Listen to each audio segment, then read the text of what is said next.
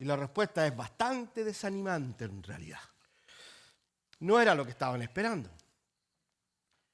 Señores,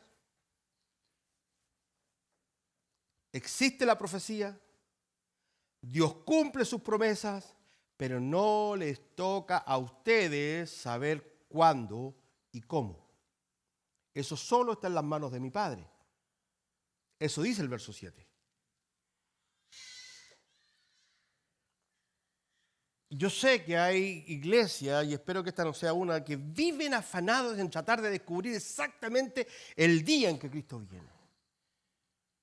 Y todos los estudios bíblicos es para y avisan. Yo he estado en lugares donde te avisan por internet, por las redes sociales. Conferencia respecto a la venida del Señor. Ahora sí que ya descubrimos cuándo viene. Es más, durante la historia del cristianismo han habido tantas profecías respecto a la venida del Señor con fecha y hora que hay gente que hasta se ha suicidado, hermano. Elena de White nos ha dicho como 3 veces. El Señor no ha venido ni por ella. Y esto deberá tranquilizarnos, calmarnos. Hermano, ¿cuánto tiempo falta para que Él regrese? No sabemos. Nadie puede dar fecha. Él en su propia humanidad, Cristo siendo Dios y siendo hombre, en su humanidad no tenía la fecha. Él dijo, no sé cuándo regreso, eso está en las manos de mi Padre. Si Jesús dijo que Él no sabía, ¿por qué tendría que saber yo? ¿Y por qué la iglesia tiene que gastar tanta energía buscando la fecha exacta del retorno del Señor? ¿Sabe, hermano? Nosotros debemos plantearnos de esta manera. No me importa cuándo venga. Si es esta noche, gloria a Dios. Si es en un año más, gloria a Dios. Lo único que yo voy a hacer es que mientras Él regrese, yo lo voy a adorar, yo lo voy a bendecir, yo lo voy a exaltar, yo le voy a dar gloria a su nombre. ¿Qué me importa cuando venga? ¿Que cómo viene? ¿Que antes de la gran tribulación? ¿Que pasadito la gran tribulación? ¿Que en la mitad de la gran tribulación? ¿Qué importa? ¿Que viene en un caballo blanco? ¿Que viene en una bicicleta? ¿Qué me importa? Lo importante es que lo estoy esperando. Que yo soy suyo. Que mi vida fue comprada a precio de sangre y cuando Él venga, si estoy vivo, me iré con Él y si estoy muerto, seré transformado. Mi cuerpo será glorificado. Ya no seré ni tan chaparrito ni tan panzón y tendré más pelo. Ahora, ¿por qué hay tanta inquietud en los discípulos con respecto a establecer el reino? ¿Por qué es tan importante para Jesús decirle, mire, no tienen la fecha, no sabemos cuándo el Mesías se va a sentar en el trono de David, pero recibirán poder? ¿Pero por qué? ¿Qué tiene que ver una cosa con la otra? ¿Qué tiene que ver el que todavía Jesús no se vaya a sentar en el trono de David con esto de pero recibirán poder? Ajá, es muy simple. Porque después de que Cristo se fuera, a la iglesia la cosa se le iba a poner muy difícil.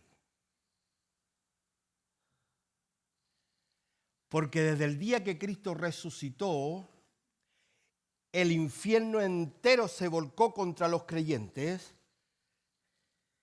Porque si había algo que Satanás no podía resistir, y si hay algo que todavía no puede resistir, es que sigan habiendo hombres y mujeres que crean que Cristo resucitó. Los políticos de la época echaron a correr el rumor que los discípulos se habían robado el cuerpo. Porque toda la fe de la iglesia, todo el soporte de la fe de la iglesia radica en que creemos que Cristo vive. ¿Hay alguien aquí que crea que Cristo vive? Me asusté por un momento, dije yo. No estaré con los mormones, Dios mío. Pero el problema escatológico para los judíos es que después de esta venida y resurrección de Cristo, la iglesia comenzará a vivir un tiempo muy difícil y la mala noticia, familia preciosa, no quisiera dársela, pero el tiempo difícil no se ha acabado. Jesús en Mateo 24 y en Marcos capítulo 13 Y en Lucas 21 les advierte: por mi causa, por mi nombre, a causa de mí, ustedes serán perseguidos, serán encarcelados, serán torturados y muchos serán muertos. Revise la historia del apostolado de la primera iglesia. Todos murieron de manera trágica. No hay un discípulo de Cristo que haya muerto tranquilamente en su cama. Todos fueron perseguidos. Y les puedo mostrar algunos botones de muestra. ¿Qué dice Hechos 4, 1 al 8? Hechos 4, del 1 al 8. Mientras Pedro y Juan le hablaban a la gente, se les presentaron los sacerdotes, el capitán de la guardia del templo y los saduceos. Estaban muy disgustados porque los apóstoles enseñaban a la gente y proclamaban la resurrección que se había hecho evidente en el caso de Jesús. Prendieron a Pedro y a Juan y como ya anochecía, los metieron en la cárcel hasta el día siguiente. Escuche. ¿Jesús restaurará el reino de Israel? No todavía. ¿Cuándo? No sabemos. Pero la cosa se va a poner muy difícil ahora. Y para mantenerse de pie, repitiéndole a esa gente, a esa sociedad, a ese pueblo, de que Jesús había resucitado, había que ser muy valiente. Se necesitaba el poder de Dios. Lo voy a tratar de decir suavecito. El evangelio no es para cobardes. Señores, el evangelio no es para cobardes. Los romanos perseguían a la iglesia porque ellos hablaban de un nuevo rey llamado Jesús. Y los judíos perseguían a la iglesia porque ellos decían que este era el Mesías que había resucitado de los muertos. La iglesia era tremendamente perseguida. Los griegos perseguían a la iglesia de manera intelectual, porque para los griegos era una locura que un salvador del mundo hubiese muerto en una cruz. Es algo ridículo. La fe de ustedes es una estupidez. Y nosotros en la perspectiva del tiempo lo leemos y decimos: qué lindo cómo servían al Señor. Pero yo quiero que se pongan los zapatos de esa gente. Pedro y Juan suben al templo a orar. Todavía estaba el templo, era mucho antes del año 70. Había un cojo en una de las entradas del templo. Pedro parece que es pastor bautista porque le dicen: no tengo ni chapa, compadre. Juan, ¿andas con algo? No, la ofrenda estaba malita, pastor.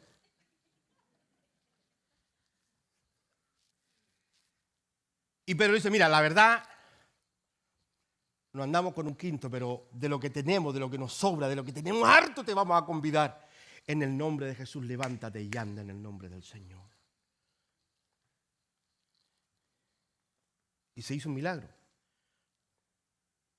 Y alguien me dice: pero entonces había poder para hacer milagros. No, si la iglesia tenía poder. Lo que pasa es que las sanidades, escúcheme, no me quiero detener esto porque no es el tema de esta mañana, pero las sanidades, los prodigios y los milagros no eran el motivo del evangelio. Eran una herramienta que Dios usaba para llamar la atención de la gente. Cristo no vino a este mundo a sanar a nadie. Cristo vino a salvar lo que se había perdido. Las sanidades son una forma en que Dios atrae a la gente a Cristo y es una forma de respaldar el ministerio de Jesús y más tarde el ministerio de la iglesia. En el fondo, lo voy a decir nomás, en el fondo lo que está haciendo Dios aquí intencionalmente es meter a Pedro y a Juan en un tremendo lío. Pedro le declara sano, el hombre se levanta y dice que entra saltando y brincando al templo. Yo no sé por qué hay gente que le cuesta tanto alabar a Dios con su cuerpo. ¿Por qué será que en la iglesia hoy día entra una especie de espíritu de pingüino? ¿Te has visto los pingüinos en la iglesia? ¿Cuántos levantan las manos? Amén, aleluya.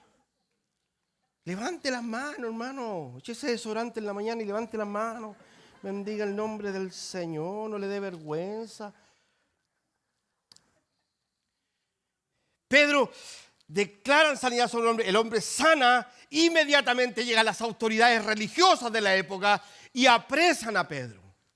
La sanidad lo que provocó no fue un gloria a Dios, no, lo que provocó fue un escándalo tremendo y lo llevan a la cárcel. Déjeme mostrarle algo más para que sirva de respaldo para esto. Vea el versículo 18. Estamos en el capítulo 4. Verso 18, por favor. Tómelo del 16 para que haya contexto. ¿Qué vamos a hacer con estos sujetos? Es un hecho que por medio de ellos ha ocurrido un milagro evidente. Todos los que viven en Jerusalén lo saben y no podemos negarlo. Estas son las autoridades judías. Pero para evitar que este asunto siga divulgándose entre la gente, vamos a amenazarlos para que no vuelvan a hablar en ese nombre a nadie. Los llamaron y les ordenaron terminantemente, tajantemente, perentoriamente que dejaran de hablar y enseñar acerca del nombre de Jesús. Que el nombre de Jesús tiene poder. El nombre de Jesús es peligroso para los religiosos. El nombre de Jesús es peligroso para los demonios. El nombre de Jesús es peligroso para los políticos. El nombre de Jesús es peligroso inclusive para algunos pastores. Los llamaron y les ordenaron terminantemente que dejaran de hablar y enseñar acerca del nombre de Jesús. Pero Pedro y Juan replicaron: ¿es justo delante de Dios obedecerle a ustedes en vez de obedecerlo a Él? Júzguenlo ustedes mismos. Nosotros no podemos dejar de hablar de lo que hemos visto y oído. Hermano, cuando Jesús les dice a ellos que les dará poder es por esto. Porque ellos debían ser testigos de la resurrección de Cristo, pero ser testigos de la resurrección de Cristo en ese ambiente era muy peligroso. Ser testigos de la resurrección, y puedo estar toda la mañana mostrándole pasajes del libro de los Hechos donde Esteban fue asesinado. Saulo pide cartas para perseguir a la iglesia. Herodes manda a meter preso a Pedro. Era una constante persecución. Llegó a ser tan fuerte la persecución que los discípulos tuvieron que salir de la ciudad a predicar a otros lugares. Lo importante es que el poder de Dios en las vidas del creyente le da la valentía y la capacidad de repetir que Jesús vive, no importa las consecuencias. Y a veces yo miro esta situación y comparo la iglesia actual y miro estos pasajes y digo: Señor, qué terrible lo que estamos viviendo. Porque solo se nos echa a perder el aire acondicionado del carro, no me congrego. Yo no voy a ir a la iglesia con este calor.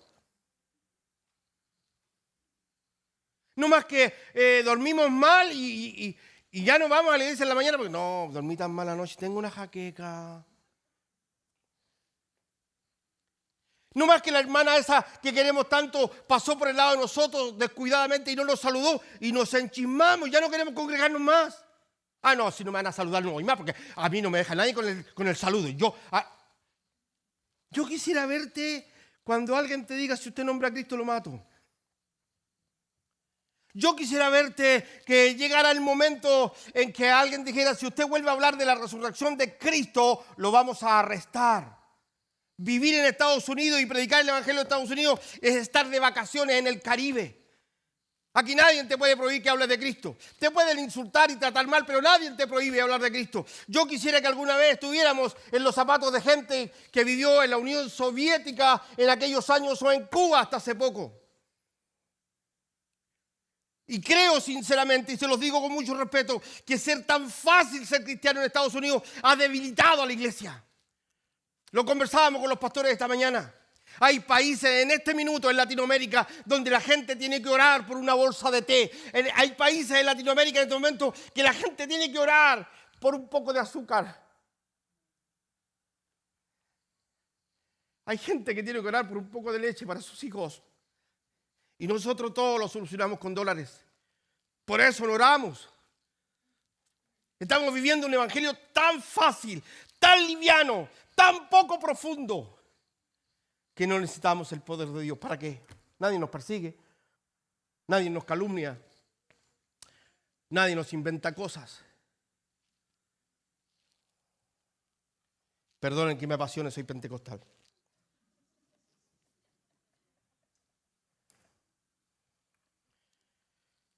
Hoy la iglesia está viviendo algo muy parecido desde el punto de vista ideológico, moral y legal. Cuando llegué hoy día en la mañana, alguien me mostró un texto que le enviaron, un familiar le envió a alguien acá un texto diciendo que el pecado en realidad no existe.